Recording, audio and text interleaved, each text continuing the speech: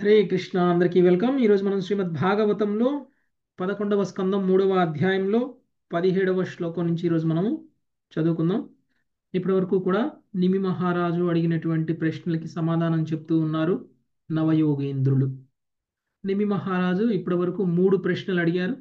మొదటి ప్రశ్నని కవి, రెండవ ప్రశ్నని హవి, మూడవ ప్రశ్నని అంతరిక్ష సమాధానం చెప్పడం అనేటువంటిది జరిగింది.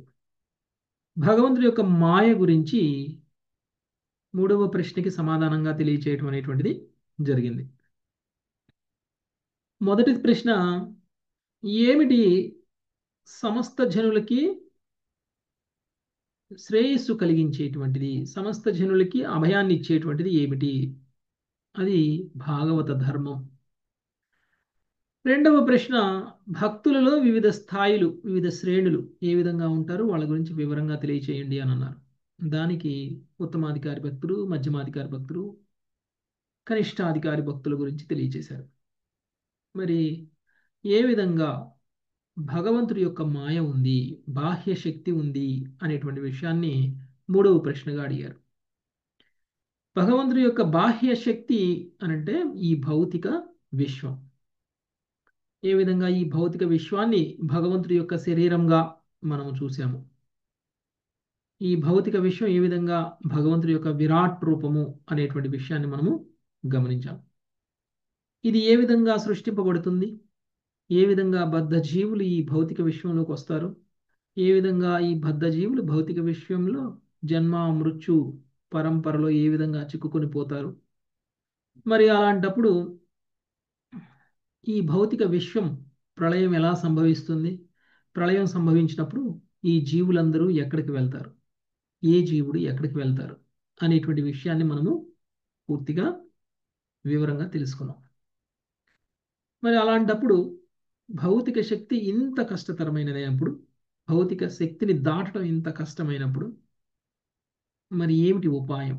ఏ విధంగా ఈ భౌతిక శక్తిని దాటుకొని జయించి మనం భగవంతుడి యొక్క ధామానికి వెళ్ళాలి అనేటువంటిది నిమి మహారాజు అడగబోయేటువంటి 4వ ప్రశ్న ఈరోజు మనం చూద్దాం. దానికి నవయోగీంద్రుల్లో ఏ విధంగా సమాధానం చెప్తారు అనేటువంటిది కూడా మనము చూద్దాం. సో మనం మన శత్రువైనటువంటి భౌతిక మాయ గురించి పూర్తిగా తెలుసుకున్నాం. ఇప్పుడు ఆ మాయని దాటడం ఎలా అనేటువంటి విషయాన్ని కూడా ఈరోజు తెలుసుకునే ప్రయత్నం చేద్దాం. 17వ శ్లోకం. ప్రమీల మాతాజీ. శ్రీరాజోవాచ. ఇందుమతి మాతాజీ. ప్రభుజీ హరే కృష్ణ. శ్రీరాజమువాచ. యతైతామైశ్వరీం మాయాం దుస్తరామకృతాత్మభిః మాయాం దుస్తరామకృతాత్మభిః తరంత్యంఝస్థూలధియో మహర్షాయుధముచ్యతాం. రత్యంజః స్థూలధియో మహర్షాయుధముచ్యతాం. నిమి మహారాజు పలికెను, ఓ మహర్షి, ఆత్మనిగ్రహం లేనట్టి వారలకు సదా దుస్తరమైనట్టి భగవన్నామయ్యను మూర్ఖుడగు లౌకికుడైనను ఎట్లు సులభముగా దాటగలడో దయచేసి వివరించవలసినది. భాష్యము. అజ్ఞానవశమున భౌతిక దేహములతో తాదాత్మ్యము చెందిన వారై తత్కారణముగా బ్రహ్మలో ఆత్మ పునర్జన్మలు పొందుటకు కారణమయ్యే సూక్ష్మమగు ప్రకృతి నియమములను విశ్లేషింపజాలనట్టి వ్యక్తులనే స్థూల దియః అను పదము సూచించునని శ్రీల శ్రీధర స్వామి పలికిరి. ఇంద్రియ భోగార్థము ఆడంబరమైన ధార్మిక కార్యములను చేయుటయే తప్ప భగవంతుని ప్రేమయుత సేవలో నెలకొని భగవద్ధామ పయనమునకు సన్నద్ధులు కానట్టి నామమాత్రపు పుణ్యులను కూడా స్థూల దియః అను పదము సూచించునని శ్రీలజీవి గోస్వామి వ్యాఖ్యానించిరి. నిమి మహారాజు అదివరకే అగ్రగణ్యుడైన భగవద్భక్తుడు. అందువలన భగవంతుని పాదపద్మములకు శరణుజొచ్చుట ద్వారాను విశుద్ధ భక్తియుత సేవ ద్వారా భగవంతుని ప్రసన్నుని చేయటం ద్వారాను మనుజుడు భగవన్నామయ్యను సులభముగా దాటగలడని అతడు చక్కగా నెరిగియుండెనని శ్రీల విశ్వనాథ చక్రవర్తి ఠాకూరులు పలికిరి. కనుక తమను తాము పండితులమని మిథ్యగా భావించినను మాయలో తమను బద్ధులను కావించుడి సకామ కర్మల యందు అనురక్తులయుండెడి వారి లాభము కొరకే రాజు ఈ ప్రశ్నను అడిగియుండెను.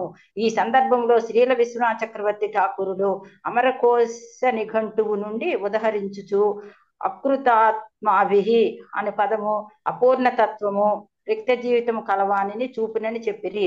ప్రతి జీవుడు పరమనిత్యుడైన శ్రీకృష్ణుడితో ఒక నిత్య సంబంధమును కలిగి ఉన్నాడు. శ్రీకృష్ణుని తన నిత్య ప్రభువుగాను, సన్నిహిత మిత్రునిగాను, ప్రియమైన పుత్రునిగాను లేదా ప్రియునిగాను తలచుచు మనుజుడు ఆ దేవదేవుని ప్రేమించవచ్చును. ఆయనను అట్టి భావములను సాధారణ లౌకిక భావములతో కలిపి భ్రమ చెందరాదు. లౌకిక భావములు ఆధ్యాత్మిక రసభావముల యొక్క వికృత ప్రతిబింబములు మాత్రమే.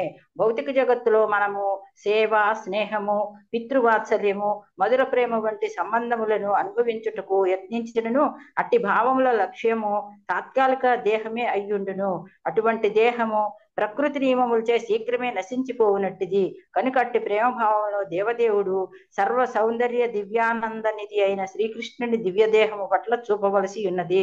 తన ప్రేమను కృష్ణుని వైపునకు మళ్లించడి కళను నేర్వని వాడు అపూర్ణుడు, రక్తజీవనుడు అనబడును. రక్తజీవనుడైన వానిని మందదీహి రిక్త జీవుడు. రిక్త ప్రభు రిక్త రక్త కాదు. రిక్త జీవనుడైన వానిని మందదీహి విస్తృతానుభవము లోపించినందున బుద్ధి మందగించిన వాడు అని కూడా పిలువవచ్చునని శ్రీల విశ్వనాథ చక్రవర్తి ఠాకూరులనిరి. విశుద్ధ వైష్ణవుడైనట్టి నిమి మహారాజు ఎంతటి దయామయుడు అనగా బుద్ధిహీనులకు వ్యక్తులు స్వభావరీత్యా ఆధ్యాత్మిక విషయములో అతి సోమరులయ్యుందురు. కనుక అట్టి వారును మాయను ఏ రీతిగా సులభముగా దాటగలరో చెప్పవలసినది అని అడిగియుండెను. హరే కృష్ణ ప్రభుజీ, దండోత్ ప్రణామం. ఇప్పుడు 4వ ప్రశ్న అడుగుతున్నారు నిమి మహారాజు. ఇప్పుడైతే భగవంతుడి యొక్క భౌతిక మాయ గురించి అయితే మనం తెలుసుకున్నాము. దాన్ని దాటడం చాలా కష్టతరం అనేది కరెక్టే. ఎవరైతే ఆధ్యాత్మికంగా పురోగమించారో, ఎవరైతే భగవంతుడి యొక్క పాదపద్మాలను ఆశ్రయించి ఉన్నారో వాళ్ళైతే ఏదో ఒక రకంగా దాటేస్తారు. మరి బద్ధజీవుడు, భౌతికంగా పతనం చెందినటువంటి వాడు, లౌకికంగా ఉన్నటువంటి వాడు, ఆత్మ నిగ్రహం లేనటువంటి వాడు, ఇంద్రియ నిగ్రహం లేనటువంటి వాడు, అలాంటి దుస్తరమైనటువంటి మాయని ఏ విధంగా దాటుతాడు? లౌకికులకి, మూర్ఖులకి కూడా అలాంటి మాయని దాటేటువంటి ఒక ఉపాయం ఏమైనా ఉంటే సులభంగా ఎలా దాటాలో దాని గురించి తెలియచేయండి అని అన్నారు. యాక్చువల్గా ఈ ప్రశ్న చాలా చాలా బాగుంది. ఆధ్యాత్మికంగా పురోగమించి విశుద్ధ భక్తి స్థాయిలో ఉండి భగవంతుడి మీద ప్రేమ కలిగినటువంటి వాళ్ళకి భగవంతుడి యొక్క ధామానికి వెళ్ళిపోవడం అనేటువంటిది సులభం. భౌతికంగా, లౌకికంగా పతనం చెందినటువంటి వ్యక్తి, మూర్ఖుడుగా ఉన్నటువంటి వ్యక్తి కూడా సులభంగా ఈ మాయను ఎలా దాటగలడు అనేటువంటిది ఈయన అడుగుతున్నటువంటి ప్రశ్న. కాబట్టి నిమి మహారాజు ఉన్నటువంటి స్థానము, నేను లౌకిక జీవితానికి నేను లౌకిక జీవనాన్ని వదిలేసి భగవంతుడి యొక్క ధామానికి, నేను ఈ భౌతిక మాయ పరిధి నుంచి భగవంతుడి యొక్క ధామానికి ఎలా వెళ్ళగలనో నాకు తెలియకుండా ఉంది, నాకు చెప్పండి అని అడగట్ల. ఆయన విశుద్ధ భక్తుడు. ఆయనకి తెలుసు భగవంతుడి యొక్క ధామానికి వెళ్ళాలి, ఈ భౌతిక మాయ ప్రభావం నుంచి బయటికి వెళ్ళాలి అంటే ఎలా అనేటువంటి విషయం ఆయనకి బాగానే తెలుసు. పైగా తెలిసిన ప్రతి ఒక్కళ్ళు కూడా దాన్ని దాటగలరా అంటే గ్యారంటీ లేదు. తెలిసిన ప్రతి ఒక్కళ్ళు దాటలేరు. తెలిసినటువంటి వాళ్ళలో కూడా ఏ ఒక్కళ్ళు ఇద్దరో దాటగలరు. అంటే జ్ఞానం ఉంటే సరిపోదు, ఆ జ్ఞానాన్ని ఆచరించాలి. అలాంటి స్థాయిలో ఉన్నటువంటి వాడే నిమి మహారాజు. ఆయన తప్పకుండా ముక్త పురుషుడే. మరి అలాంటప్పుడు నిమి మహారాజు తన కోసం అడగట్లేదు ఈ ప్రశ్న. నిమి మహారాజు లౌకికంగా పతనం చెందినటువంటి, జ్ఞానం లేకుండా బుద్ధిహీనులుగా ఉన్నటువంటి వాళ్ళందరి కోసం అడుగుతున్నారు. వాళ్ళు కూడా సులభంగా ఏ విధంగా ఈ దుస్తరమైనటువంటి మాయని దాటాలి అనేటువంటిది. ప్రకృతి నియమాలతో బద్ధులమైనటువంటి మనం ఏ విధంగా దాటాలి? ప్రత్యేకించి మనందరికీ కూడా శ్రీకృష్ణ భగవానుడితో ఒక నిత్యమైనటువంటి సంబంధాన్ని కలిగి ఉన్నాం.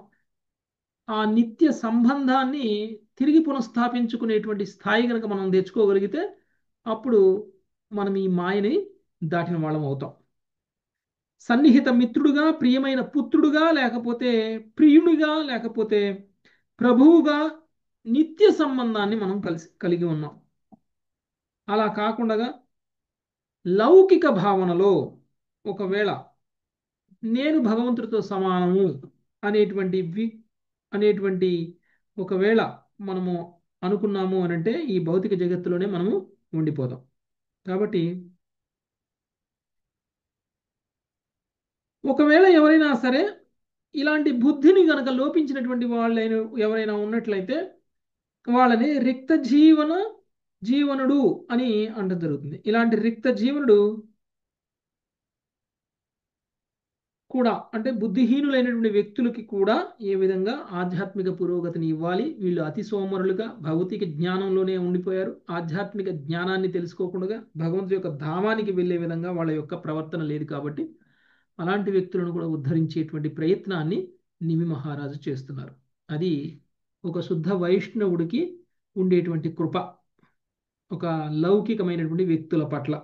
ఓకే, సో దానికి ఇప్పుడు నవయోగీంద్రులు ఏం సమాధానం చెప్తున్నారో విందాం.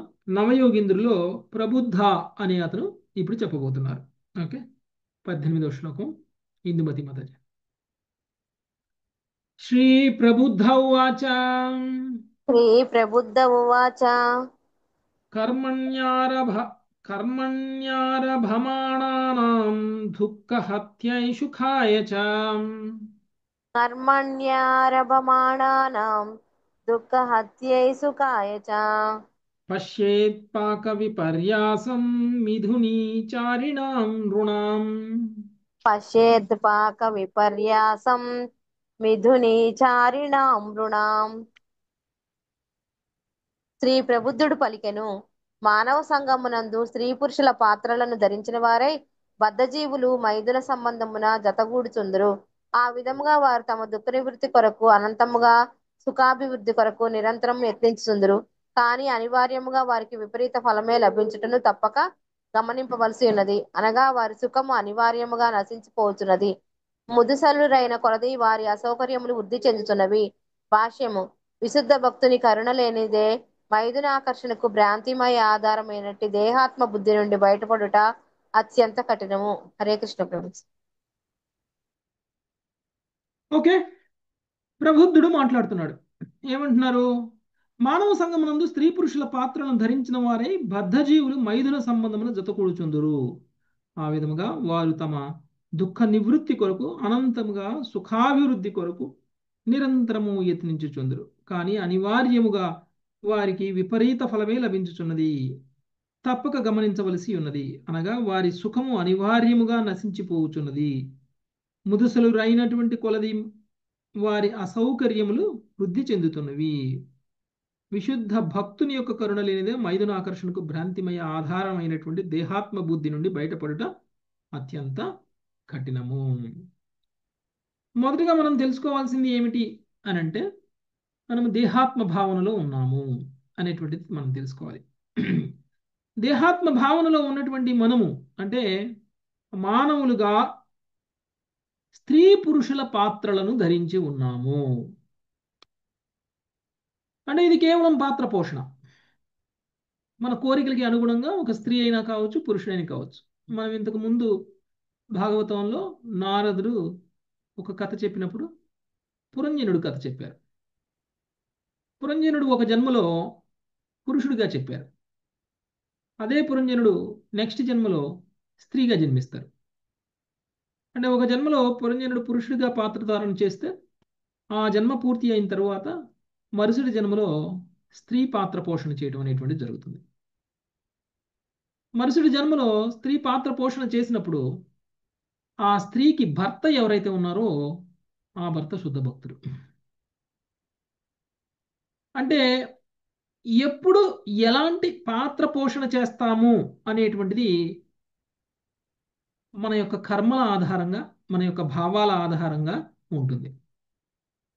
సో స్త్రీ పాత్రని పురుష పాత్రని పోషించినటువంటి మనము స్త్రీ పురుషుల మధ్య ఆకర్షణకి లోనై మైథున సంబంధంలో ఉండడం అనేటువంటిది జరుగుతుంది. ఇది వాళ్ళకి చాలా సుఖాన్ని ఇస్తుంది, వాళ్ళకి దుఃఖాన్ని పోగొడుతుంది అని అనుకుంటారు. ఎంతో సుఖాన్ని ఆశించినటువంటి ఈ స్త్రీ పురుషులు నిరంతరం ఆ సుఖం కోసం ప్రయత్నం చేస్తూనే ఉంటారు. ఏదో ఒక కర్మలు చేస్తూ. నిజానికి నిరంతరం సుఖంగా ఉండాలి అనేటువంటి వాళ్ళ కోరిక. నిరంతరం ఇప్పుడు వాళ్ళకి వయసులో ఉన్నప్పుడు దొరికినటువంటి సుఖం ముసలి వాళ్ళు అయిన తర్వాత దొరుకుతుందా అదే సుఖం అంటే దొరకదు.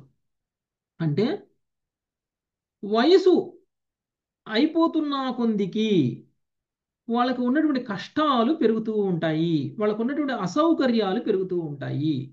శారీరక మానసిక రెండు రకాలుగా కూడా వాళ్ళు అసౌకర్యాలకి లోనవుతూ ఉంటారు.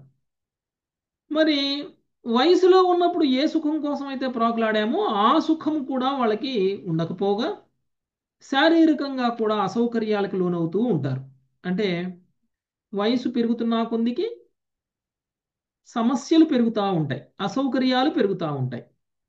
ఏదైతే శాశ్వతము అని అనుకున్నామో ఆ శాశ్వతమైనటువంటి సుఖం మనకి నిజం కాదు అనేటువంటి విషయం ఎప్పుడైతే మన అసౌకర్యాలు పెరుగుతూ ఉంటాయో అప్పుడు తెలుస్తుంది మనకి.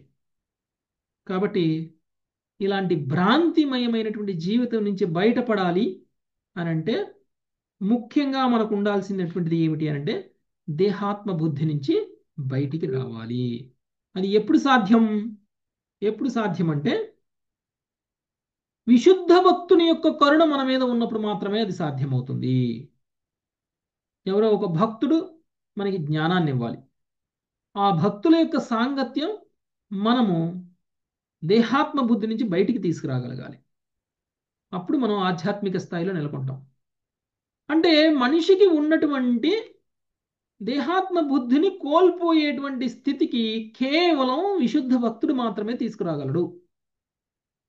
అంటే కామవాంఛలు పోతాయా అంటే విశుద్ధ భక్తుడి సాంగత్యంలోకి వచ్చి మనం కూడా విశుద్ధ భక్తుడిలాగా భక్తి యోగంలోకి కనుక మనం కూడా రాగలిగితే కామవాంఛలు తగ్గుతాయి, కామ కోరికలు తగ్గుతాయి.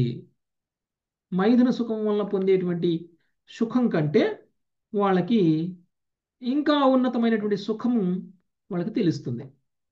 కాబట్టి వాళ్ళ కోరిక భౌతిక కోరికలు ఉండవు, వాళ్ళ కోరికలు ఆధ్యాత్మికంగా మారతాయి. ఇది ఎలా సాధ్యమవుతుంది? విశుద్ధ భక్తుడి సాంగత్యంలోకి రావాలి. భగవంతుడి యొక్క మాయని లౌకికమైనటువంటి వ్యక్తులు కూడా జయించాలి అంటే మైథున సుఖాన్ని పొందాలి అని అనుకునేటువంటి వ్యక్తులు సైతం భగవంతుడి యొక్క మాయని ఎలా జయించగలరు అని అంటే మొదటి కండిషన్ విశుద్ధ భక్తుల సాంగత్యంలోకి రావాలి, వాళ్ళ కరుణని మనం పొందాలి. ఓకే, మనం చూస్తే భక్తిలో వివిధ దశలు చూస్తే శ్రద్ధ, సాధు సంగం, తర్వాత భజన ప్రియ, అనర్థ నివృత్తి, ఇవన్నీ ఉన్నాయి కదా. సో మనం ఫస్ట్ స్టేజ్ ఏంటి? శ్రద్ధ కంటే ముందు ఇంకో స్టేజ్ ఉంది, అది విశుద్ధ భక్తుడి కరుణ. ఓకే, విశుద్ధ భక్తుడి కరుణ లేకుండా మనకి శ్రద్ధ కూడా రాదు. శ్రద్ధ వరకు రావాలి అని అంటే మనం భక్తుల యొక్క కరుణ పాత్రులం కావాలి. ఓకే, భక్తుడి యొక్క కరుణ దొరకకుండా మనకి భగవంతుడి మీద శ్రద్ధ కూడా రాదు. కాబట్టి ముందు స్టేజ్ ఏంటి? ఇంకా శ్రద్ధ కంటే ముందు స్టేజ్ భక్తుల సాంగత్యం, భక్తుల కరుణ మన మీద. అంటే వాళ్ళు తగలాలి కదా ప్రభుజీ, మనకు కూడా మన లైఫ్ లో వాళ్ళు తగులుతారు. తగలాలి అని అనుకుంటే తగులుతారు. 19వ శ్లోకం సుజాత మాత.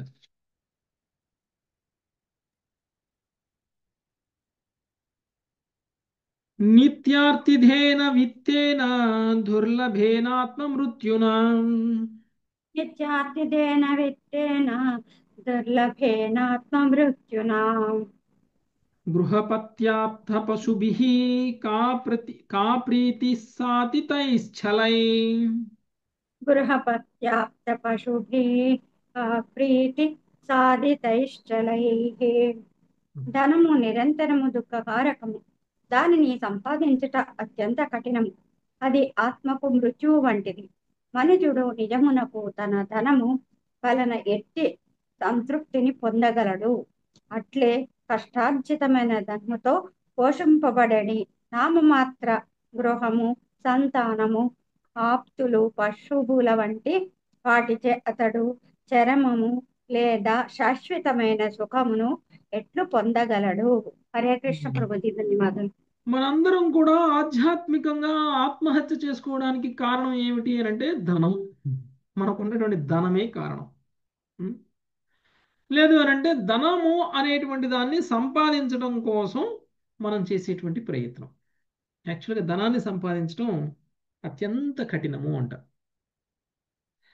యాక్చువల్గా ఎప్పుడైతే మనం ధనం సంపాదించాలి అనేటువంటి భావనలో ధనం వెనకాల పరిగెడుతూ ఉంటామో అది మన ఆత్మకి మృత్యువు లాంటిది. ఆత్మ మరణించదు కదండి. ఆత్మ మరణిస్తుందా? ఆత్మకి మరణించండి ప్రభు. మరణం శరీరానికే కదా ఉంది. మరణం శరీరానికే కదా ఉంది. మరి ఇక్కడ ఆత్మకి మృత్యువు ధనము అని ఎందుకు అంటున్నారు? దేహం నేను అనుకోవటం ఆత్మహత్య. ఉమ్. ఈ ధనం ఏం చేస్తుంది అని అంటే ఆత్మని ఉద్ధరించనివ్వదు. ఆత్మ ఆధ్యాత్మికమైనప్పుడు ఆత్మకి భౌతిక లోకంతో పని ఏంటి? ఇంకా ఆత్మ ఆధ్యాత్మిక లోకంలో ఉండాల్సినటువంటిది కాబట్టి భగవంతుడి యొక్క ధామంలో ఉండాల్సినటువంటి ఆత్మ భౌతిక విశ్వంలోనే ఉండిపోవడము అనేటువంటిది ఏదైతే ఉందో దాన్ని మృత్యువుతో సమానంగా చూస్తున్నారు. ఓకే, అదే ఆత్మ ఉద్ధరింపబడకపోవడం, ఆత్మ పతనం చెందడం, భౌతికంగా పతనం చెందడం. ఇది కేవలం ఎందుకు లభిస్తుంది, ఎందుకు కలుగుతుంది అని అంటే ధనార్జన వెనకాల కనుక మనం బాగా పడినట్లయితే.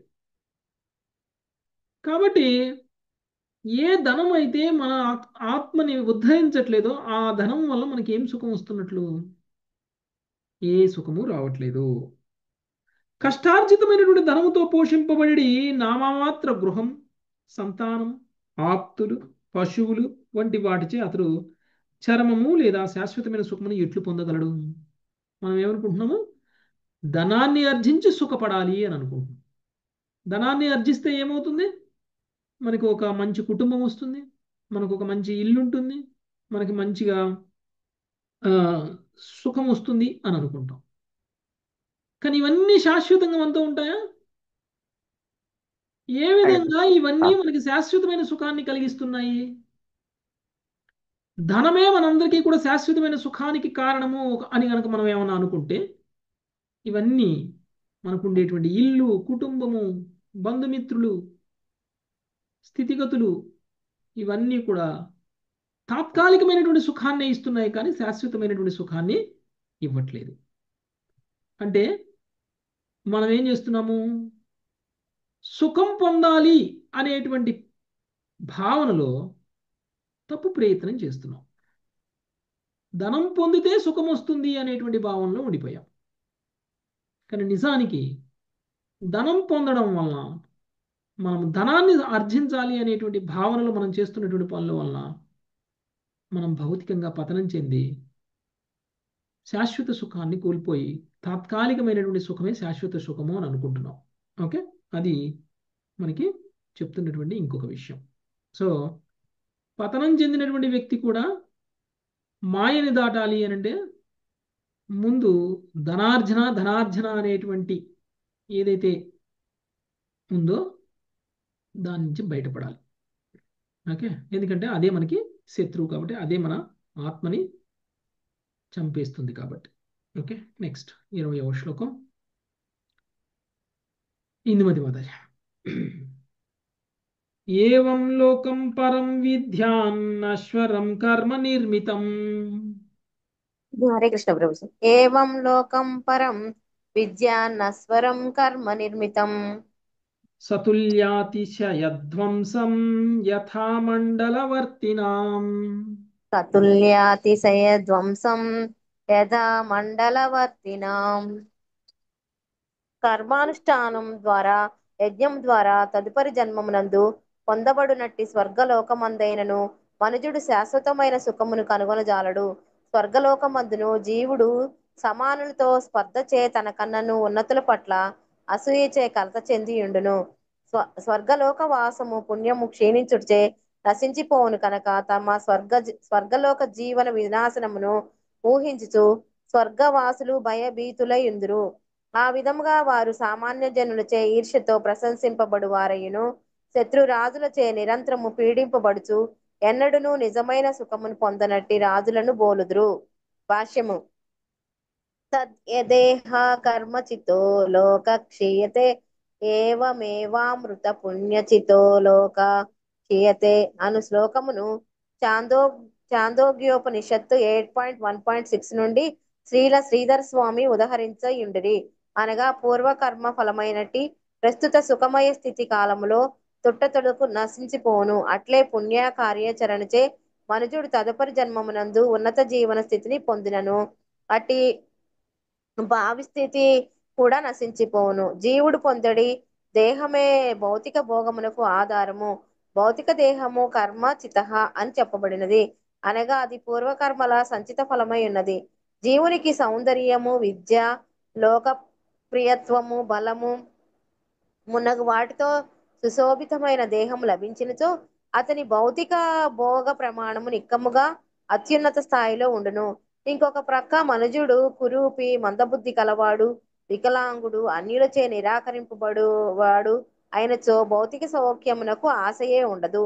కానీ ఈ రెండు పరిస్థితుల యందును పరిస్థితి క్షణికము, తాత్కాలికము అయి ఉన్నది. ఆకర్షణీయమైన దేహమును పొందినవాడు ఆనందంతో తబ్బిబ్బు కారాదు. ఏలయన మరణము శీఘ్రమే అట్టి ఉన్నత స్థితిని పరిసమాప్తి చేయగలదు.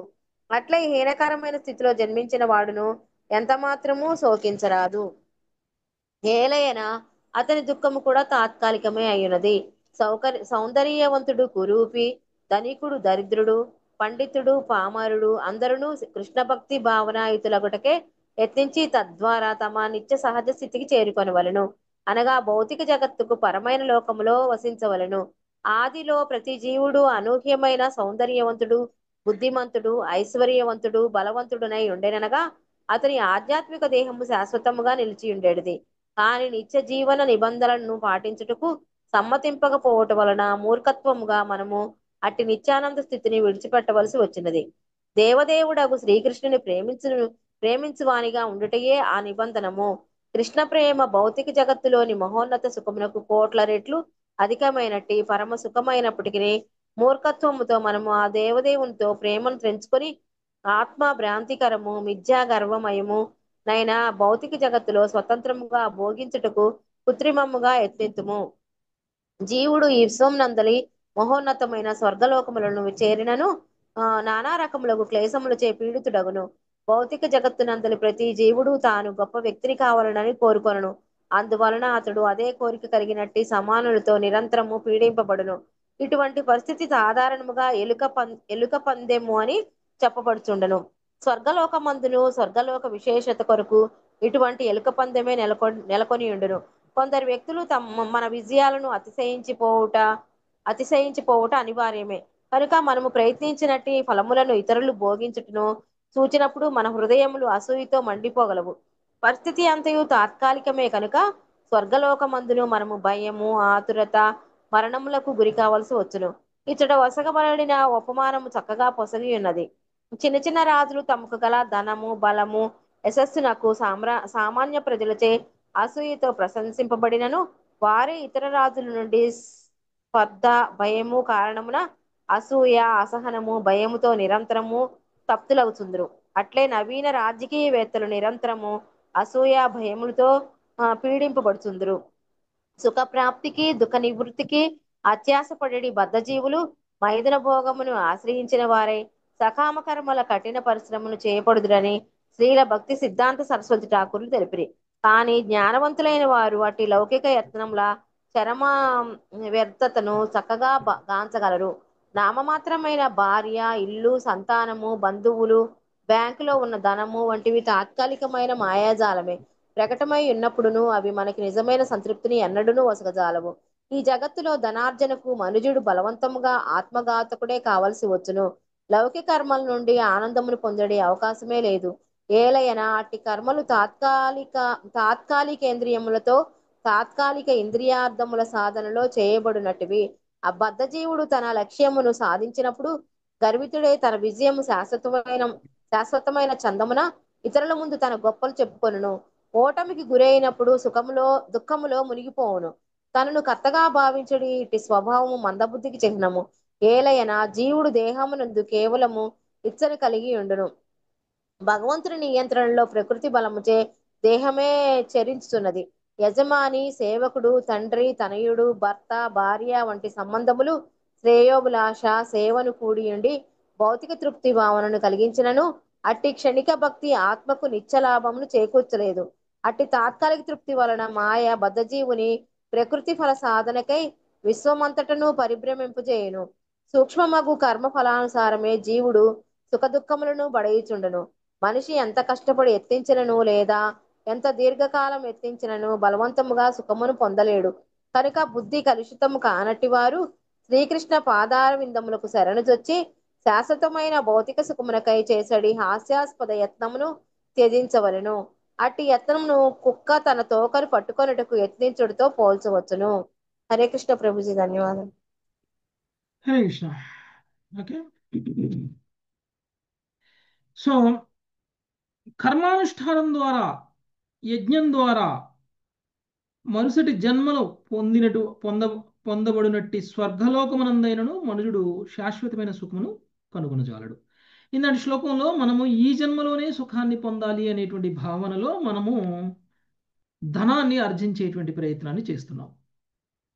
ఇంకొంతమంది ఈ జన్మలో సుఖం ఉంటే చాలదు, నాకు మరుసటి జన్మలో కూడా సుఖం కావాలి అని కోరుకునేటువంటి వాళ్ళు ఉంటారు. అంటే బేసికల్గా వీళ్ళందరూ కూడా ఇంకొక జన్మ కావాలి, ఆ జన్మలో ఈ జన్మ కంటే కూడా ఇంకా సుఖంగా ఉండాలి అని కోరుకునేటువంటి వాళ్ళు. దానికోసం వాళ్ళు ఏం చేస్తారు? యజ్ఞాలు, యాగాలు చేస్తారు. బేసికల్గా వీళ్ళందరూ సకామ కర్మలు చేస్తున్నారు. కర్మానుష్ఠానం చేయటం అనేటువంటిది జరుగుతుంది. ఇలా చేసినటువంటి వీళ్ళు ఎక్కడికి వెళ్తారు? స్వర్గలోకానికి వెళ్తారు. స్వర్గలోకానికి వెళ్తారు. అయితే ఏం చెప్తున్నారు? స్వర్గలోకమునందును జీవుడు సమానులతో స్పర్ధచే తనకనును ఉన్నతుల పట్ల అసూయచే కలత చెందును. మనకి ఎంత ఉన్నా కానీ సుఖము, మనకంటే సుఖాన్ని అనుభవిస్తున్నటువంటి వాళ్ళని చూస్తే మనకి అసూయ కలుగుతుంది. ఈ అసూయ స్వభావాన్ని కోల్పోవాలి. కానీ ఈ అసూయ స్వభావాన్ని కోల్పోకుండా మనం ఎంత సంపాదించి ఎక్కడికి వెళ్ళినా ఇంకా ఇంకా కావాలి అని అనిపిస్తుంది తప్ప సంతృప్తి, సుఖము అనేటువంటిది లభించదు. ఇంకొక మెయిన్ ప్రాబ్లం ఏమిటంటే మనకు ఉన్నటువంటి ఐశ్వర్యం ఏదైతే ఉందో అది తరుగుతూ ఉంటే మనలో భయం పెరుగుతూ ఉంటుంది. మనం ఈరోజు 1,00,000 రూపాయలు సంపాదించాం అనుకోండి, ఎప్పుడైతే ఆ 1,00,000 రూపాయలు కాస్త 10 రూపాయలుగా మారిపోయింది అనుకోండి, ఖర్చులు చేయడం వల్ల మన భయం పెరగదా? అయ్యో అయిపోతున్నాయి, అయ్యో అయిపోతున్నాయి, ఇది అయిపోయిన తర్వాత ఏం చేయాలి, ఇది అయిపోయిన తర్వాత ఏం చేయాలి అనే టెన్షన్ పెరుగుతుంది. ఈ లోపలనే ఇంకా సంపాదించాలి, లేదంటే కనుక నా పరిస్థితి ఏంటి రేపటి నుంచి అనే భయం పెరుగుతుంది. ఇది సుఖమా? ఇలాంటి ఒక సుఖాన్ని సుఖమని అనరు. అలానే పుణ్యాలను సాధించినటువంటి వాళ్ళు కూడా స్వర్గలోకానికి వెళ్ళి సుఖాలని అనుభవించాలి అని కోరుకున్నప్పటికీ వాళ్ళ మనస్సు ఏమీ ప్రశాంతంగా ఉండదు అక్కడ కూడా. ఎందుకు అంటే వాళ్ళకంటే ఎక్కువగా సుఖాలు అనుభవిస్తున్నట్టు, వాళ్ళకంటే ఎక్కువ పుణ్యాత్ములైనటువంటి వాళ్ళు అనుభవిస్తున్నటువంటి సుఖాలను చూసి వీళ్ళు ఈర్ష్యని పొందుతారు. రెండవది, వీళ్ళు అనుభవిస్తున్నటువంటి సుఖాన్ని కారణం వాళ్ళు ఇంతకు ముందు చేసినటువంటి పుణ్యం. ఆ పుణ్యఫలం కాస్త వీళ్ళు ఖర్చు చేస్తూ ఉన్నారు. మరి ఆ పుణ్యఫలం మొత్తం తరిగిపోతే వాళ్ళ సుఖం ఏమైపోతుంది అనేటువంటి భయం ఇంకొకటి. ఈ విధంగా వాళ్ళు భయపడుతూనే ఉంటారు. సో సుఖము ఎక్కడ ఉంది వీళ్ళకి అని అంటే ఎక్కడ వీళ్ళకి లేదు. సో పుణ్యఫలాలను చేయడము అంటే పుణ్యఫలాలను పొందడము అంటే యజ్ఞాలు చేయడం, యాగాలు చేయడం, దేవీదేవతల పూజలు చేయడం, ఇలాంటివన్నీ కూడా ఏదైతే ఉందో ఇవన్నీ కూడా మనకి నిజమైనటువంటి సుఖాన్ని తీసుకురావు అనేటువంటి విషయం మనకి ఇక్కడ తెలుస్తుంది. నిజమైనటువంటి సుఖం ఈ భౌతిక విశ్వంలో వివిధ లోకాలలో చరిస్తూ పొందేటువంటి సుఖం నిజమైనటువంటి సుఖం కాదు. అది మనలో ఉన్నటువంటి స్వభావాన్ని ఏమీ మార్చటం లేదు. కానీ మనకి నిజమైనటువంటి సుఖం ఎక్కడ వస్తుంది అని అంటే శ్రీకృష్ణ భగవానుని పట్ల మనకి ప్రేమయుతమైనటువంటి సేవ ఏదైతే ఉందో అది ఎప్పుడు చేస్తామో అప్పుడు మనకి నిజమైనటువంటి సుఖం అనేటువంటిది కలుగుతుంది. అది పరమ సుఖం, అది తగ్గని సుఖం. ఓకే, ఇంకా మీరు ఇక్కడ ఎలా ఉంటుంది అని అంటే భౌతికంగా సుఖాన్ని అనుభవిస్తున్నటువంటి వ్యక్తిని చూసి ఈర్ష్య పడుతుంటారు. ఇక్కడ సేవ వాళ్ళు చేస్తున్న సేవ కంటే నేను ఎక్కువ చేయాలి, వాళ్ళు చేస్తున్న సేవ కంటే నేను ఎక్కువ చేయాలి అనేటువంటి భావనలో ఇంకా సేవ పట్ల ప్రేమ పెరుగుతూ ఉంటుంది. అందుకని భగవంతుడి మీద ప్రేమ మనకి సేవ చేసే స్థితికి తీసుకెళ్తుంది. ఏ విధంగా అయితే భార్యాభర్తలు ఒకళ్ళనొకళ్ళు ప్రేమించుకుంటారు, కాబట్టి వాళ్ళు ఏం చేస్తారండి, ఒకళ్ళకొకళ్ళు సేవ చేస్తారు. సేవ చేసుకుంటారు. కాబట్టి సేవ లేకుండా ప్రేమ అనేది లేదు, ప్రేమ లేకుండా సేవ అనేటువంటిది లేదు. కాబట్టి ఈ భౌతిక జగత్తులో అలాంటిది దొరకదు. భౌతిక జగత్తులో ఎప్పుడైతే తనకి సుఖం లభిస్తుంది అని అనుకుంటాడో అప్పటి వరకే ఆ భౌతికమైన బంధానికి విలువనిస్తాడు. ఎప్పుడైతే ఆ బంధం ద్వారా సుఖం దొరకట్లేదు అని అనుకుంటే ఆ బంధాన్ని వదిలేస్తాడు. ఈ బంధం నాకు సుఖాన్ని కలిగించట్లేదు అని అనుకున్నప్పుడు. కానీ కృష్ణుడితో బంధం అలాంటిది కాదు. కృష్ణుడితో సంబంధం మనకి నిరంతర సుఖాన్ని ఇస్తూనే ఉంటుంది. కాబట్టి దానికి మనలో ఉన్నటువంటి కల్మషాలన్నింటినీ కూడా దూరం చేసుకోవాలి. ఈ భావన అనేటువంటిది ఉండవు. ఎప్పుడైతే మనం కృష్ణుడి మీద ప్రేమను పొందుతామో అప్పుడు మిథ్యా, గర్వము, భ్రాంతి ఇవన్నీ కూడా మనలోంచి తొలగిపోతాయి. కాబట్టి ఈ భౌతిక విషయంలో ఎక్కడ పరిభ్రమించినా కానీ కర్మఫలానుసారమే పరిభ్రమిస్తూ మనము మన శాశ్వత సుఖాన్ని దూరం చేసుకుంటున్నాము. ఇది అశాశ్వతమైన సుఖము అని మనం గ్రహించి అశాశ్వతమైన సుఖం కోసం కాకుండా శాశ్వతమైనటువంటి సుఖము, పరమ సుఖం కోసం ప్రయత్నం చేయాలి. అదే కృష్ణ భక్తి. ఓకే, నెక్స్ట్ 21వ శ్లోకం. సునీత మాతాజీ. తస్మాత్ గురుం ప్రపద్యేత జిజ్ఞాసు శ్రేయ ఉత్తమం.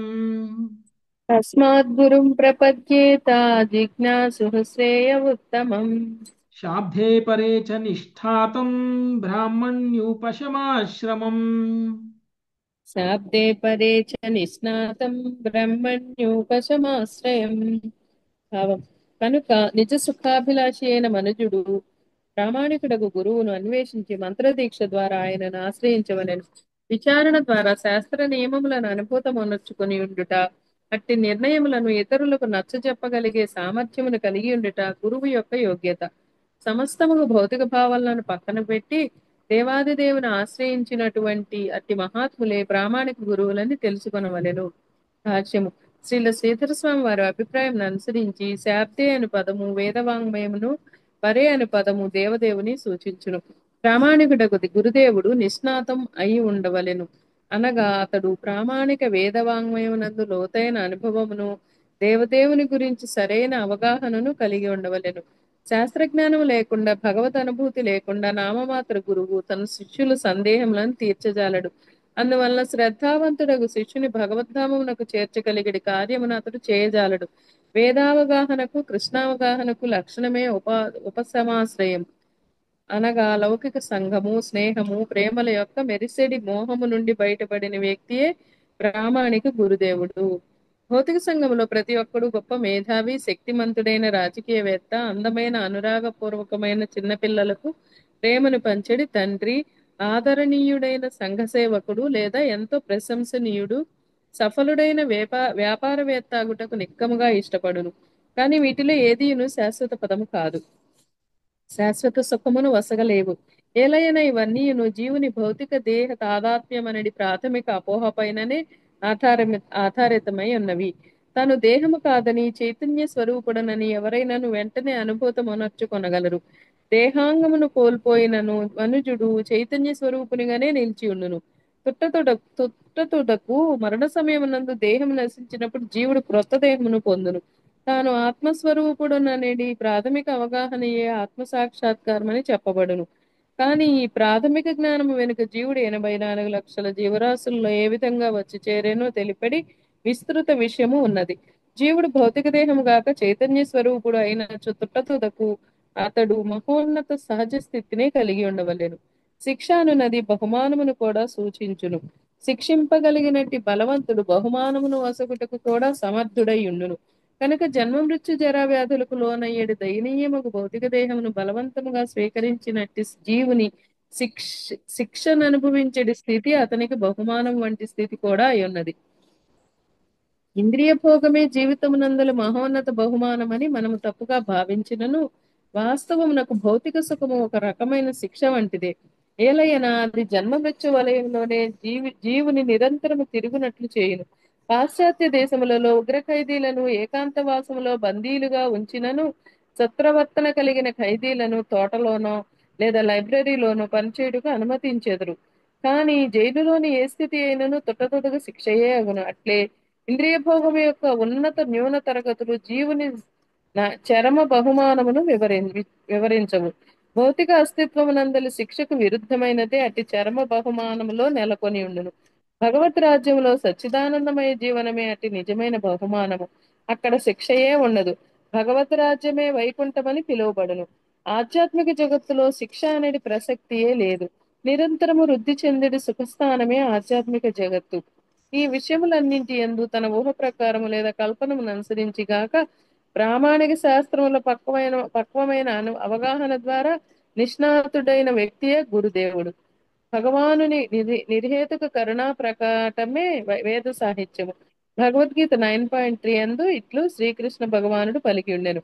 అశ్రద్ధ దానా పురుష ధర్మస్య పరంతప అప్రాప్య మాం నివర్తంతే మృత్యు సంసార వత్మని. ఓ శత్రుంజయుడా, నా భక్తియుత సేవా పదమునందు శ్రద్ధ లేని వారు నన్ను పొందజాలరు. కనుక వారి భౌతిక జగత్తునందలి జనన మరణ మార్గమునకే తిరిగి వత్తురు.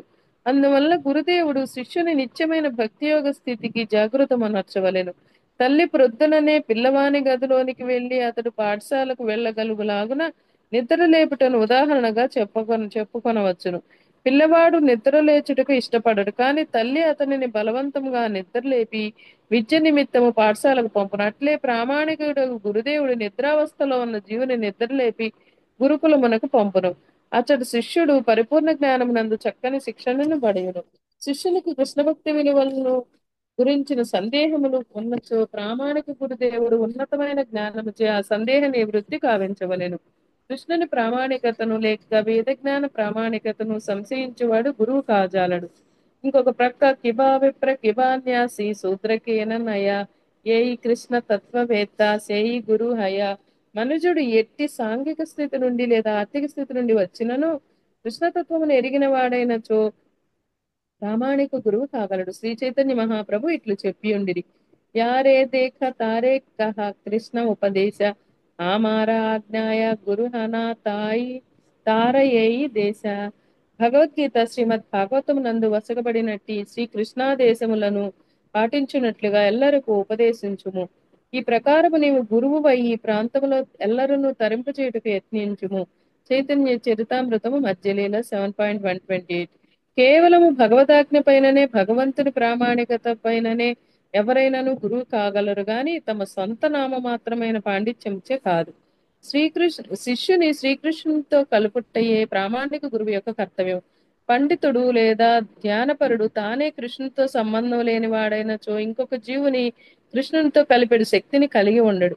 పలువురు క్రీడాభిమానులు వ్యాయామ పోటీలను చూడటానికి వెళ్లి కఠినమైన వ్యాయామ ప్రదర్శనను ఎంతగా ప్రశంసించినను దేవదేవుడు అట్టి చూపరి కాడు.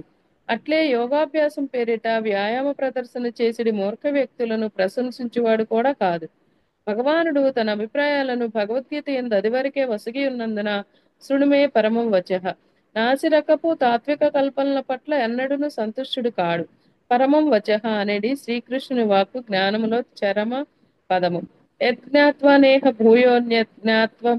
జ్ఞాతవ్యం అవశిష్యతే. ఈ జ్ఞానమును నీవు తెలుసుకొనినంతట తెలుసుకొనవలసినది ఏదీను ఇంకా ఉండదు అని శ్రీకృష్ణుడు పలికెను. తాను పలికిన జ్ఞానమును శ్రీకృష్ణుడు రాజవిద్య అని కూడా తెలిపియుండెను. మనుజుడు శ్రీకృష్ణుని ప్రేమించువాడు కానిచో భగవన్మాయ ద్వారా ఆ దేవదేవునితో పరోక్షముగా సంబంధమును పొందును. కేవలం శారీరక కసరత్తుల ద్వారా లేదా మూర్ఖమైన కల్పనల ద్వారా భగవంతుని ఆకర్షించవచ్చుననే భావన నిక్కముగా మాయాఫలమే. శ్రీకృష్ణుని యొక్క బాహ్యశక్తి అయిన మాయ ద్వారా ఆ దేవదేవునితో సంబంధమును కలిగిన వాడు కేవలం భౌతిక గురువు రూపములో తన నామమాత్ర శిష్యులను అదే మాయకు జతకూర్చగలడు. కానీ భగవద్గీత 9.13 యందు ఇట్లు తెలుపబడినది. మహాత్మానస్తు మాం పార్థ దైవీం ప్రకృతిమాశ్రితః భజంత్యనన్య మనసో జ్ఞాత్వా భూతాదిమవ్యయం. నిజముగా మహాత్ములైన వారు భగవంతుని ఆంతరంగిక శక్తికి శరణుజొచ్చి ఉండి అట్లే ఇతరులను అట్టి ఆంతరంగిక హలాదిని శక్తితో జతకూర్చగలిగి ఉందురు. మహాత్ముడు భగవద్గీత యందు వాసుదేవ సర్వమితి సమహాత్మ సుదుర్లభ అని వర్ణింపబడినాడు. అతడు నన్ను సమస్త కారణములకు సమస్తమునకు కారణమునుగను ఎరిగి ఉండును. అట్టి మహాత్ముడు సుదుర్లభుడు. వాసుదేవుడే సర్వస్వమనడి పరిపక్వమైన అవగాహనకు చేరినట్టి గురువునే మనుజుడు ఆశ్రయించవలెను. నారదముని అభిప్రాయం అనుసరించి యో విద్వాంస గురుహరి అట్టి మహాత్ముని సాక్షాత్తుగా శ్రీకృష్ణుని యొక్క బాహ్య ప్రకటము అని తలంచవలెను. శ్రీకృష్ణుడు దీనిని కూడా ఇట్లు పలికి ఉన్నాడు. ఆచార్య మాం విజానీయ నావమవ్యే మన్యేత కర్హిచిత్ నమత్య బుద్ధ్యా సూయేత సర్వదేవమయో గురు. ఆచార్యుని సాక్షాత్తుగా నన్నుగానే ఎరిగి ఉండి మనుజుడు ఆయనని ఏ విధంగానూ అగౌరవించరాదు. సామాన్య మానవుడని తలచుచు ఆయన పట్ల ఈర్ష్యను చూపరాదు. ఏలైన సకల దేవతలకు ఆయన ప్రతినిధి అయి ఉన్నారు. భాగవతం 11.17.27. గురువు ఉన్నత జ్ఞానము చేత శిష్యుని సందేహములను తొలగింపజాలనిచో అటు శిష్యుడు ఆధ్యాత్మిక జీవనం పట్ల క్రమముగా నిరాశకు గురియగునని శ్రీల విశ్వనాథ్ చక్రవర్తి ఠాకూర్లు తెలిపిరి. పొహనా గురువు రసవర్జం రసోప్యస్య అనే సిద్ధాంతం ప్రకారము శిష్యునికి నిజముగా శ్రీకృష్ణుని వసగజాలడు కనుక ఆ శిష్యుడు శ్రీకృష్ణుని సాంగత్యానందమును పొందజాలక తిరిగి భౌతిక సౌఖ్యం పట్లనే ఆకర్షితుడగును. అట్టి దుర్బల గురువు యొక్క దుర్బల శిష్యుడు క్రమముగా నిరాశకు లోనైన వాడు ఆత్మ సాక్షాత్కార యత్నములో ధైర్యమును కోల్పోయిన వాడునై స్త్రీలు ధనము మానసిక కల్పనము ఊహలపై ఆధారపడిన నామమాత్రమగు బుద్ధి కుశలత వంటి మాయా ప్రలోభములచే తిరిగి మోహితుడగుచుండును. ప్రామాణిక గురుదేవుని మరిన్ని లక్షణములు ఉపదేశామృతం 1 నందు ఇట్లు వెసగబడినవి. వాచోవేగం మనసః క్రోధవేగం జిహ్వావేగం ఉదరోపస్థవేగం ఏతాన్ వేగాన్ యో విషహేత ధీరః సర్వామపి మాం పృథివీం సశిష్యాత్. వాచావేగాన్ని మనసులోని కోరికలను క్రోధ చలనాన్ని నాలుక ఉదరము ఉపస్థముల వేగాన్ని సహించగలిగిన ధీరుడు ప్రపంచమంతట శిష్యులను తయారు చేసుకోవడానికి సమర్థుడవుతాడు. ప్రామాణికుడగు గురుదేవుడు క్రోధ లోభ కామములకు వశీభూతుడు కారాదని ఉపశమాశ్రయం క్రోధలోభాద్య వశీభూతమని శ్రీల విశ్వనాథ చక్రవర్తి ఠాకూర్లు పలికిరి. భౌతిక అస్తిత్వం యొక్క నిరర్థకతను అర్థం చేసుకునే వాడు ప్రామాణికుడకు గురుదేవుని దరిచేరగలడని శ్రీల భక్తి సిద్ధాంత సరస్వతి ఠాకూర్లు తెలిపిరి. కడచిన 2 శ్లోకములలో మత్స్యలోక స్వర్గలోక ఇంద్రియ భోగం యొక్క నిరర్థకత వర్ణించబడినది. ఇక సారాంశమేమనగా దీనిని అర్థం చేసుకుని వాడు ప్రామాణిక గురుదేవుని ఆశ్రయించవలెను. ప్రామాణిక గురుదేవుడు వైకుంఠమని పిలువబడి ఆధ్యాత్మిక జగత్తు యొక్క ధ్వని తరంగములను ప్రసారం చేయుచుండును. స్వయంగా దేవదేవుడు ఇతర ఆధ్యాత్మిక లోకవాసులు నిక్కముగా చెవిటివారు మోగవారు కాదు. అపరిమితమగు దివ్యానంద జ్ఞానముతో వారు నిరంతరము సంభాషించుచుందురు. ప్రామాణికుడకు గురుదేవుడు అట్టి జ్ఞానానంద ధ్వని తరంగములను శిష్యునికి తెలియజేయగలడు. రేడియో లౌకికమైన వార్తా ప్రసారం చేసినట్లు ప్రామాణిక గురువు వైకుంఠ వార్తలను ప్రసారం కావించును. ఈ విషయము శ్రీల నరోత్తమదాస్ ఠాకూర్లచే గోలోకేర ప్రేమధన హరినామ సంకీర్తన అని ధృవపరపబడినది. కృష్ణునికి అభిన్నమైన కృష్ణనామమును కూడా గురుదేవుడు శిష్యునికి తెలియచేయును.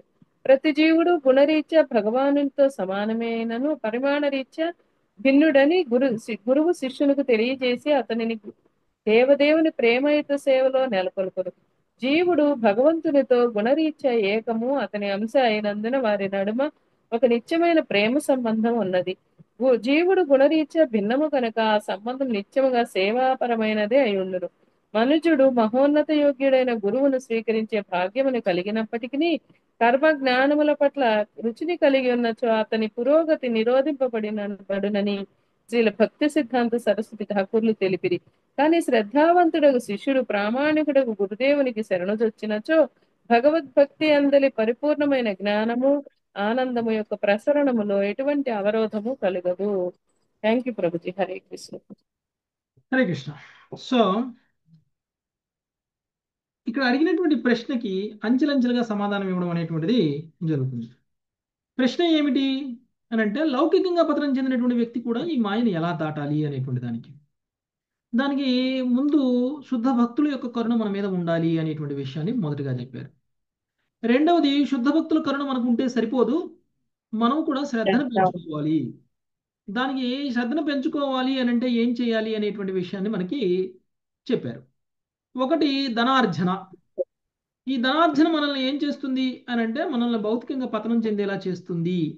ధనార్జన వల్ల మనకి శాశ్వతమైనటువంటి సుఖాలు వస్తాయి అని అనుకుంటున్నాము, కానీ దానివల్ల కలిగేటువంటి ఏ సుఖమైనా సరే శాశ్వతం కాదు, అశాశ్వతం మాత్రమే. కేవలం కృష్ణ సంబంధంలో మనం చేసేటువంటి భక్తియుత సేవ ఏదైతే ఉందో దాని వల్ల మాత్రమే మనకి పూర్తి శాశ్వతమైనటువంటి సుఖాన్ని మనం అనుభవిస్తాము. ఆధ్యాత్మిక స్థితిలో ఉన్నటువంటి ఆత్మ ఆధ్యాత్మికమైనటువంటి భగవంతుడితో మనము సంబంధాన్ని కలిగి ఉంటే తప్ప మనకి నిజమైనటువంటి సుఖం రాదు అని కోరుకున్నాం.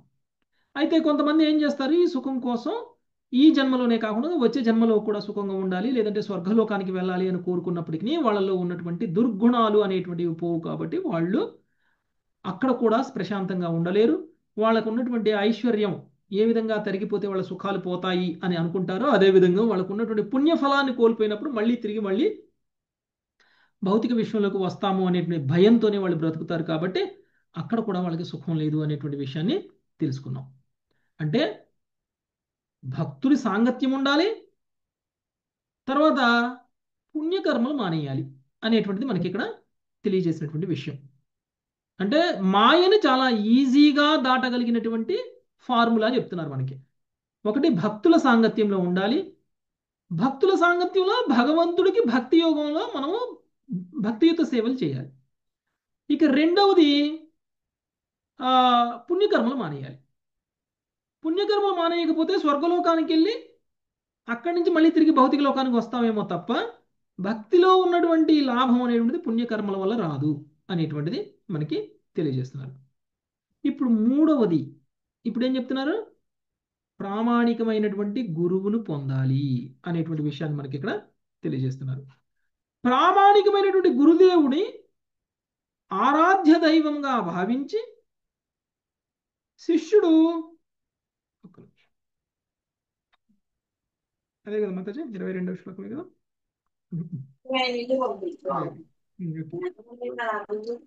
ఓకే, నిజంగా సుఖాన్ని పొందాలి అని కోరుకున్నటువంటి వాళ్ళు ఎవరైనా ఉంటే వాళ్ళు చేయాల్సినటువంటి పని ఏమిటి అని అంటే ప్రామాణికమైనటువంటి గురువుని అన్వేషించి మంత్రదీక్ష ద్వారా ఆయనను ఆశ్రయించాలి. ఇది మ్యాండేటరీ. ఓకే, ముక్తి సాధించాలి అని అంటే, లేదంటే భగవంతుడి యొక్క ధామానికి వెళ్ళాలి అంటే, లేదంటే మాయ యొక్క ప్రభావం నుంచి మనం బయటికి రావాలి అని అంటే గురువు అవసరం లేదు అని ఎవరైనా అనుకుంటే అది తప్పు అనేటువంటిది ఇక్కడ మనకు అర్థమవుతుంది. ప్రామాణికమైనటువంటి గురువు ఎవరో ఒక గురువు కూడా మనకి ఇక్కడ చెప్పలేదు. ప్రామాణికమైనటువంటి తర్వాత ప్రామాణికమైనటువంటి గురువు యొక్క లక్షణాలన్నీ కూడా ఈ పర్పోర్ట్లో మనకు తెలియజేస్తున్నారు. సో ప్రామాణికమైనటువంటి గురువుని అన్వేషించి మంత్రదీక్ష ద్వారా ఆయన్ని ఆశ్రయించి విచారణ ద్వారా శాస్త్ర నిర్ణయాలని అనుభూతమనర్చుకోవాలి. ఏ విధంగా అయితే మనకి భగవద్గీతలో శ్రీకృష్ణ భగవానుడు చెప్పారో, వినయంతో గురువుని ఆశ్రయించి సేవించి గురువు ద్వారా మనం తత్వాన్ని తెలుసుకోవాలి. అప్పుడు మనకి గురువు పొందినటువంటి ప్రయోజనం మనకి కలుగుతుంది. ఆయన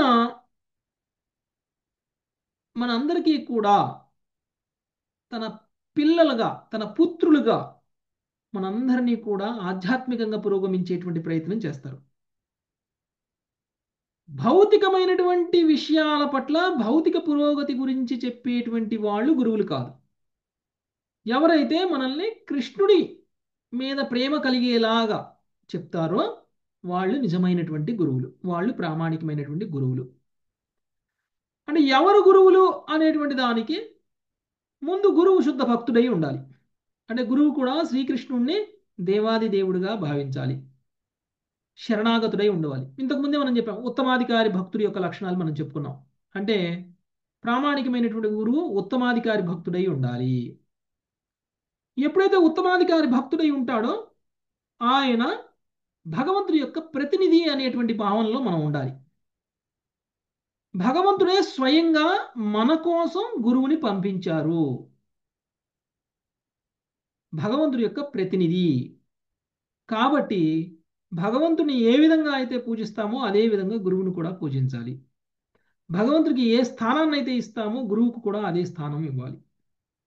ఎప్పుడైతే మనం ఇది చేస్తామో అప్పుడు ఆ గురువుని ద్వారా మనం పొందాల్సిన ఆధ్యాత్మిక ప్రయోజనాన్ని మనము పొందగలుగుతాం. గురువు పట్ల అపరాధం చేసినటువంటి వ్యక్తి ఎప్పటికీ కూడా భగవంతుడి యొక్క ధామానికి వెళ్ళలేరు. గురు అపరాధము అనంటే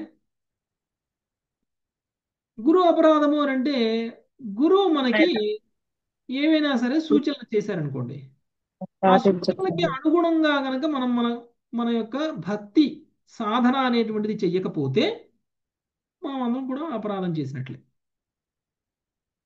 అందుకని చాలా జాగ్రత్తగా ఉండాలి. గురు దీక్ష తీసుకుంటే గ్యారంటీగా ముక్తి వచ్చేస్తుంది అని అనుకోకూడదు. గురువు లేకుండా అయితే ముక్తి రాదు. కానీ గురువుని పొందిన తరువాత కూడా మనం ఎలా ఉండాలి అనేటువంటి విషయాన్ని మనం తెలుసుకోకపోతే గురు దీక్ష తీసుకొని కూడా మనకి ఎలాంటి ప్రయోజనము ఉండదు. గురు దీక్ష అనేటువంటిది కేవలం మన ఆధ్యాత్మిక జీవితంలో మొదటి మెట్టు. ఆధ్యాత్మికంగా పురోగమించడానికి ప్రారంభం అయినట్లు మన జీవితం. అది అంతం కాదు, అది ఎండింగ్ కాదు. గురు దీక్ష తీసుకుంటే నేను అదంతా అయిపోయింది, ఇంకా నేను ముక్తి గ్యారంటీ అని అనుకుంటే తప్పు. ముక్తి మార్గంలో మన ప్రయాణం ప్రారంభమైనట్లు గురు దీక్ష తీసుకున్న తర్వాత. ఎప్పుడైతే గురు దీక్ష తీసుకున్నటువంటి వ్యక్తి గురు అపరాధం చేస్తూ ఉన్నారనుకోండి, ఏమైపోతుంది?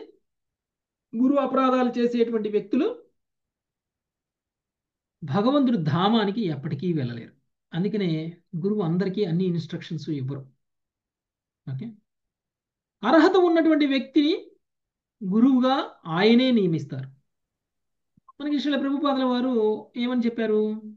నా శిష్యులందరూ కూడా గురువులు అవ్వాలి అని కోరుకున్నారు. మన శిష్యులందరూ కూడా గురువులు కావాలి అని కోరుకున్నారు. అంటే ఎప్పుడు అవుతారు గురువులు? ఉత్తమాధికారి భక్తులుగా మారినప్పుడు అవుతారు. ఉత్తమాధికారి భక్తులుగా మారకుండగానే ప్రతి శిష్యుడు గురువు అవ్వాలని చెప్పారు కదా అని చెప్పేసి ప్రతి శిష్యుడు నేను ప్రభుపాదుల వారి శిష్యుని కాబట్టి నేను కూడా గురువునే అనండి, అది పొరపాటు అవుతుంది. కాబట్టి ఉత్తమాధికారి భక్తులకి ఉండేటువంటి ఒక లక్షణం మనకి ఇక్కడ చెప్తున్నారు. వాచోవేగం మనసః క్రోధవేగం జిహ్వావేగం ఉదరోపస్థవేగం.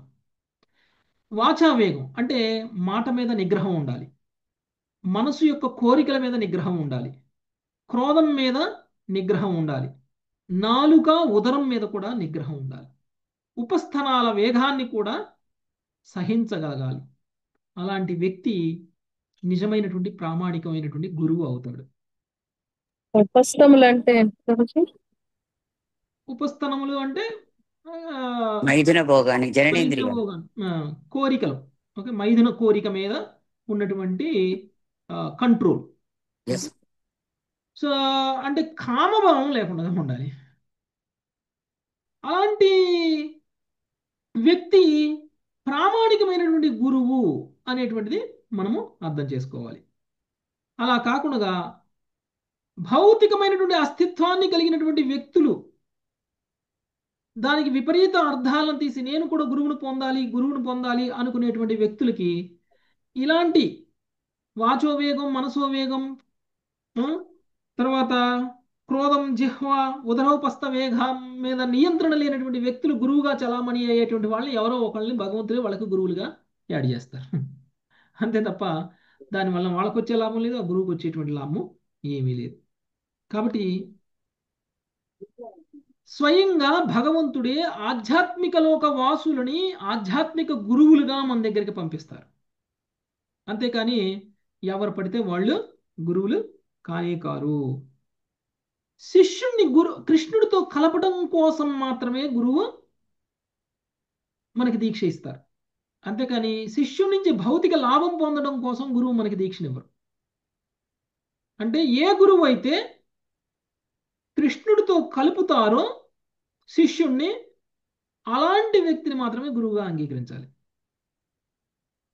ఏదైనా సందర్భంలో గురువును అంగీకరించినటువంటి శిష్యుడు ఈ గురువు సరి అయినటువంటి వాడు కాదు అని ఎప్పుడైతే తెలుసుకున్నాడో అలాంటి గురువుని వదిలేయటం కూడా చాలా ఉత్తమమైనటువంటి నిర్ణయం.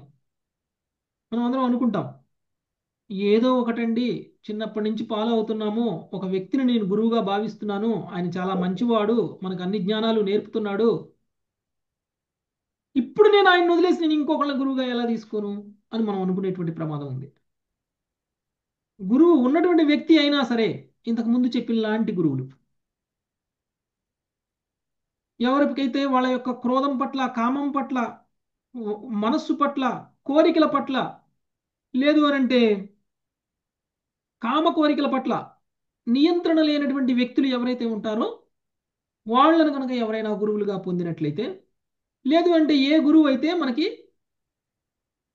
ముక్తి మార్గంలో ప్రయాణం చేసే విధంగా ప్రవచనాలు చెప్పకపోతే, ఏ గురువు అయితే మనకి కృష్ణ ప్రేమని ఇవ్వట్లేదో అలాంటి వ్యక్తిని వెంటనే వదిలేసేయాలి. గురువుగా ఎంతకాలం కొనసాగకూడదు. ఒకవేళ మనం అలాంటి వ్యక్తులను గురువులుగా వదిలేయలేదనుకోండి, మన పతనాన్ని మనం కోరుకున్నట్లే. శాస్త్రంలో కూడా ఉదాహరణలు ఉన్నాయి.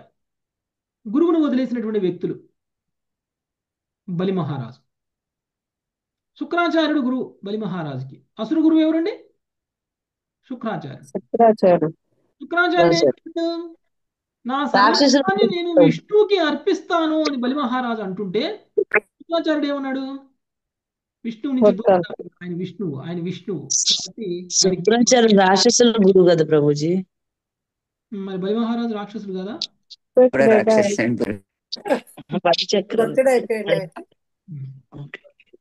ఓకే. సో బలి మహారాజుని భగవంతుడి నుంచి దూరం చేయాలి అని అనుకున్నాడు శుక్రాచార్యుడు. మరి ఏం చేశాడు బలి మహారాజు? అని చెప్పేసి ఆ గురువు చెప్పినట్లే విన్నాడా? గురువుని వదిలేశాడు. గురువుని వదిలేసి అంటే గురువుని పొందడం ఎంత ముఖ్యమో,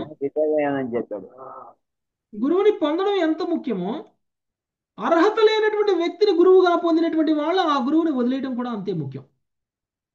ఉత్తమాధికారి వ్యక్తి కానిటువంటి వాళ్ళని గురువులుగా పొందితే అలాంటి వ్యక్తుల్ని వదిలేయడం కూడా మనకి చాలా చాలా ముఖ్యమైనటువంటి విషయం. ఇది కనుక మనం తెలుసుకోకపోతే మనము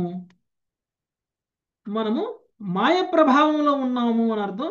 మాయ ప్రభావంలో ఉన్నటువంటి వ్యక్తులకి మాయ ప్రభావంలో ఉన్నటువంటి వాళ్ళే గురువులుగా లభిస్తారు తప్ప ఉన్నతాధికారి, ఉత్తమాధికారి భక్తులు మనకి గురువులుగా లభించరు. ఓకే.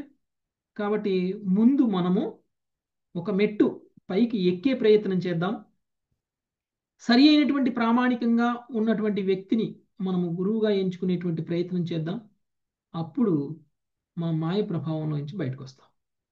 మాయ ప్రభావంలోనే ఉంటే మనకి ఇలాంటి ఉన్నతాధికారి భక్తులు మనల్ని శిష్యులుగా స్వీకరించరు. ఓకే. మాయ ప్రభావంలో ఉన్నటువంటి గురువులే మనల్ని శిష్యులుగా స్వీకరిస్తారు. వాళ్ళు కేవలం భౌతికమైనటువంటి విషయాలనే మనకి చెప్తూ ఉంటారు. భగవంతుడి ధామానికి తీసుకువెళ్లాల్సినటువంటి విషయాలను మనకేమీ వాళ్ళు చెప్పరు. ఓకే. వాళ్ళు కూడా నరకానికి వెళ్తారు, మనల్ని కూడా నరకానికే తీసుకువెళ్తారు. Okay. Thank you very much. ఇక్కడ వరకు మనం ఆపుదాం మాతాజీస్. రేపు 22వ శ్లోకం నుంచి చూద్దాం. ఇంకా ప్రామాణికమైనటువంటి గురువుని పొందినటువంటి వ్యక్తి ఏ విధంగా శిష్యుడుగా మన బాధ్యతలను నిర్వర్తించాలి. అంటే గురువుని పొందితే అయిపోదు, గురువుని పొందినటువంటి మనం ఒక ప్రామాణికమైనటువంటి శిష్యుడిగా ఎలా మారాలి. ప్రామాణికమైన గురువుని అయితే మనం పొందాం, మరి ప్రామాణికమైనటువంటి శిష్యుడిగా మనం ఎలా ప్రవర్తించాలి, శిష్యుడిగా మన బాధ్యత ఏంటి, శిష్యుడిగా మన ప్రవర్తన ఎలా ఉండాలి అనేటువంటి విషయాన్ని కూడా మనము రేపు తెలుసుకుందాం. Thank you very much. Hare Krishna. పంచాకల్పతరుభ్యశ్చ కృపా సింధుభ్యైవ వైష్ణవేభ్యో నమో హరే కృష్ణ. హరే కృష్ణ. హరే కృష్ణ హరే రామ హరే రామ హరే రామ హరే